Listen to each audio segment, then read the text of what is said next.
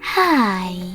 In front of me is ZTE Blade A72S, and today I would like to show you how you can manage location of this ZTE. Begin by opening Tab menu. Now look for location shortcut, and when you find it, click on it.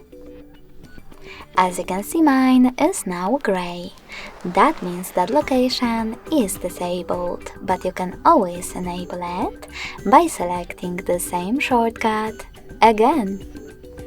You can also go into Devices settings, scroll down and access Location section.